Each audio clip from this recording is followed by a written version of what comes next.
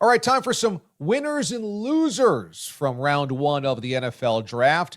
Before we get to those, remember to subscribe to the channel. Click on this button below me. That way you'll get notified when we go live on Sunday nights, or you just want breakdowns of the NFL in general, DA deep dives. Make sure you are subscribed.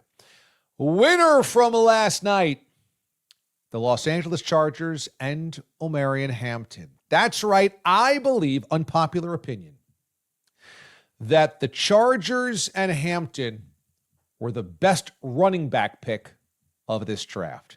Ashton Genty's going to get all of the notoriety and attention, understandably so. He was the first back off the board, a true potential star. He goes to the silver and black, where Pete Carroll, old school coach, could potentially give him 25 carries a game and go old school. Totally great. I love Genty as well. But the Raiders have a lot of holes. They got a thin roster. There's a reason there's been massive turnover. And you spend a 6th overall pick on a running back. I like where the Chargers got Hampton because I think he's Genty light. He's a guy that runs hard through the hole. I actually did a profile on him before the draft. I thought he was a completely underrated player on a lot of people's draft boards. Completely overlooked because of how good Genty is. But runs powerful, has dynamic breakaway speed, good out of the backfield, and the Chargers already have a playoff team. They went with a big offensive lineman last year in the first round of the NFL draft. They have a franchise quarterback already. They have an established head coach, and they've just gone to the postseason under Harbaugh. That's the type of team that I prefer would spend a first-round draft pick on a running back. And in the 20s, that's where I prefer my running backs are selected by a team like that. I feel like a running back in the first round can oftentimes be a luxury pick, and if you take them this early like the Raiders did, usually you're a bad football team with a lot of holes, and the Raiders have all of those things. I think the Chargers, it makes so much sense, and remember, you draft a guy in the first round, you get 5 years on that rookie deal. So I love the pick by the Chargers, and I love the fit for Hampton. He goes to a place where they'll be able to utilize him correctly. He'll take pressure off the QB, but he won't have to carry the offense behind a bad offensive line like he might have to if he went to a worse team. So I thought a big win was the Chargers. Winners of the NFL draft include Brian Daboll and Joe Schoen. We don't know what Jaxson Dart is going to be. Heck, we don't know what Abdul Carter is going to be. But for Daboll and Schoen, they covered all of their bases to save their jobs in 2025 into 2026. Now, I would agree if you're sitting there going, yeah, but this is a weird situation where you've got guys coaching and managing for their jobs instead of what the best thing is to do long-term for the franchise. I completely agree and hear you there. However, Daboll and Schoen were entrusted, tasked with this job coming into this season. Fix the quarterback situation. It's been bad for a long time. They mistakenly gave Daniel Jones that extension, and it blew up in their face, and they were left with nothing, an empty cupboard. And so what did Daboll and Schoen do? I think they pieced together a pretty solid plan that bridges them from the present into the future while also making the present not so awful, not such a debacle as it has been. Now, this is all about whether Jaxson Dart works or not, okay? But in terms of the plan, this makes sense. Number one, you have your starting quarterback from day one, no ifs, ands, or buts, in Russell Wilson. Is he limited at this point in his career? Of course. Was he dynamic at the end of last season with the Steelers? Decidedly no. Is he a guy that you're going to go to the playoffs with this year? Probably not. But because of the pelts on the wall, because of who he is, because the professionalism that he will bring to the position, you can put Russell Wilson in there in training camp as QB1, and nobody has to question it, right? That includes teammates, fans, media, staff, okay? So you've got him on a one-year deal. He knows he's not a long-term solution. He's there to bridge the gap. Number two, if Russ is a disaster, if Russ is old, rusty, or ends up getting injured, You're not turning to a young quarterback that's not ready. You're turning to a guy who actually got starting reps last year and at times looked okay in Jameis Winston. So now you've buffered your starting quarterback position with another veteran where the bottom's not going to drop out if he does get injured. And then you bring in your rookie quarterback to learn underneath those two guys. There's not going to be pressure to thrust him in there because now you have two veterans ahead of him. He can potentially learn slowly, develop slowly, and you don't have to get him in there until throwaway games in December or, better yet, next year in 2026. Again, this comes with the caveat that Jaxson Dart's got to be the guy.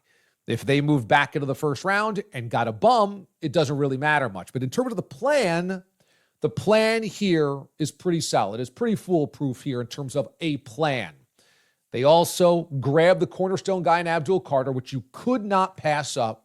This is a guy, and I think there were two guys in this draft that were surefire bets to be cornerstone, perennial Pro Bowl caliber players, and that's Travis Hunter and Abdul Carter, one of which was in your breadbasket. You got to take that, and then you still get a first-round quarterback. Now, if Jaxson Dart is not as good as Shedeur, is not as good as Jalen Milroe in the long term, if he's a nobody, then we can question this decision. But in terms of the plan moving forward at QB, those that might believe there is no plan are absolutely wrong. This is not haphazard. This is a way for Dable and Shane to steady this season while also building for next and beyond. And because of that, you got to give the Giants a winning grade on the night. Big loser of the NFL draft, Shedeur Sanders film. Yeah, a lot was made of Shedeur's poor interviewing. That maybe he came off as entitled, as arrogant, a guy that maybe seemed, disillusioned or disengaged is probably a better way to describe it. And all of that stuff might be true, arrogant, etc. But and I know, as bad of an interview as anybody could have, it only takes one GM to say, doesn't matter to me, or it's worth the risk, right? Only one GM has to say that. And in an NFL that is quarterback desperate, not quarterback needy, quarterback desperate, with a host of teams that have real no solution long-term under center, the Browns, the Giants, the Saints, the Steelers. Here was a player in Shedeur that some mock drafts had the number 2 overall pick for months, sliding all the way out of the first round because of an interview? No, that's not why. It's because the film didn't lie. And we could point to, I think, some pretty hard evidence that the last few weeks of NFL draft analysts parroting what they were hearing from NFL executives was, Shedeur's attitude might not be great, but his projection as a player was Andy Dalton, was Tyrod Taylor, was journeyman QBs. Well, if that's the case, then there's no reason to take a risk on a guy like that in the first round. If I told you that Cam Ward was going to be Andy Dalton, we'd say, well, the Titans made a massive mistake taking him number 1 overall. If the Giants got Andy Dalton with Jaxson Dart's pick, you'd be like, that's pretty early for that. The film didn't lie. That Shedeur took a lot of sacks at Colorado. Shedeur is not a game-breaking athlete. He's not Lamar Jackson. He's not Josh Allen. He was a guy that really needed a clean pocket, needed everything to be perfect around him, and was more of a game manager than a big play threat. He also won one conference game 2 years ago. And in terms of great college opponents, great college moments, they were few and far between. I think what happened was, because of Shedeur's last name, we assumed that Shedeur was a star, when in reality, Shedeur's last name belied the fact that he was really more of a middle-of-the-road quarterback prospect. had his last name been Shedeur Thompson, Shedeur Williams, Shedeur Johnson, he's not the projected number 2 pick, but because of the fame that he had due to his dad, due to that program, due to his marketability, he seemed like a better prospect than he actually is. The film didn't lie. He's more of a game manager. If he's a game manager, you're not going to spend a first-round draft pick on that. The loser in this draft was Shedeur's game film. Loser on the night in the NFL draft, Browns regret. Here's what I truly believe. That Travis Hunter is going to be the best player in this draft. That Travis Hunter is going to be either an elite wide receiver, a guy that catches 1,300 yards and 12 touchdowns every year, or a shutdown corner, or both. He's going to be one of those three. I don't think there's a reality where Hunter is a bust. I think he's incredibly athletic. His hands are outstanding. He's got the work ethic and the demeanor that you want. He's a high academic type brain. He likes the study. He likes the film room. He likes education.